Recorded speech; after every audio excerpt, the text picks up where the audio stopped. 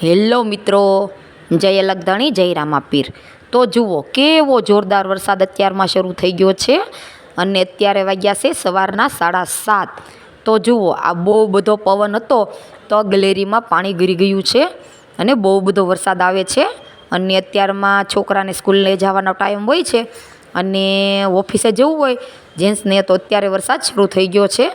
તો કેસું તો 6:30 નીકળી જાય છે સ્કૂલે જવા, તો એ જતી રહી ત્યારે વરસાદ હજી નહોતો અને પછી મારા એને જવાનો ટાઈમ થયો 7:30 તો બહુ બધો વરસાદ શરૂ થઈ ગયો, પણ તો એ રેનકોટ પહેરીને નીકળી ગયા। તો જુઓ આવી રીતની આ દોરી બાંધેલી છે મારે ગેલેરીની અંદર।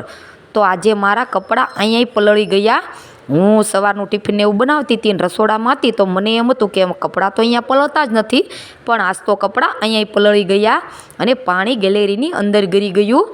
અને આ જુઓ તુલસીમાં મેં વાવ્યા છે, આ હું દેશમાંથી લાવી છું, એટલે કે દેશમાંથી રોપ લાવી હતી, ઉનાળામાં ગઈ ત્યારે લાવી હતી અને આ માટી દેશમાંથી લાવી છું। તો એકદમ સરસ તુલસીમાં ઉગી ગયા છે અને મેં બહુ બધી વાર બિયા વાવ્યા છે તુલસીમાંના, પણ મારે ઉગ્યા જ નહીં। તો આ વખતે હું રોપ અને આ માટી બેય વસ્તુ દેશમાંથી લાવી તો સરસ મજાના ઉગી ગયા। અને આ બીજું કુંડું છે તેમાં હું કંઈ વાવવાની છું, એટલે કે એલોવેરા કાં મીઠી લીમડી બેમાંથી એક વાવવાની છું। તો જુઓ આજે બારે કપડાં હતા તે બધા પલળી ગયા, એટલે કે આ નાવાના રૂમાલ સવારે મેં સૂકવ્યા હતા નાહીને તો એ પલળી ગયા અને થોડા કપડાં કાલના હતા તો બધા કપડાં પલળી ગયા।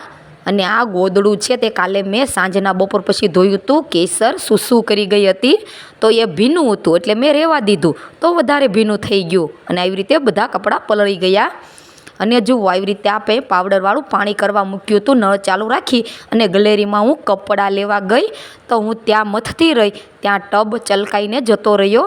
આ કપડાં મારે બોળવાના હતા અત્યારે સવારના, તો મેં પાવડરવાળું પાણી તૈયાર કરવા મૂક્યું હતું, નળ ચાલુ રાખ્યો અને ચલકાઈ ગયું।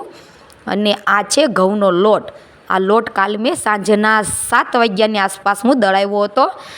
તો પછી દળાવી આવી અને હું સીવવા બેસી ગઈ અને પછી રસોઈ બનાવી અને બધું જ કામ કર્યું, ત્યાં થાકી ગઈ અને આ લોટ ભરવાનો રહી ગયો। તો આ મેં સવારે આજે ટિફિન માટે બનાવ્યું છે ગવારનું શાક અને આ ખીચડી કાલ સાંજે મેં બનાવી હતી, તે સાદી ખીચડી હોય છે તેને મેં વઘારી નાખી છે અને એ મેં ટિફિનમાં નથી મૂકી પણ હું ખાવાની છું। અને આ જુઓ કાલે હું આલુ લાવી હતી બપોર પછીના, તો કેસું નાસ્તામાં આલુ લઈ ગઈ છે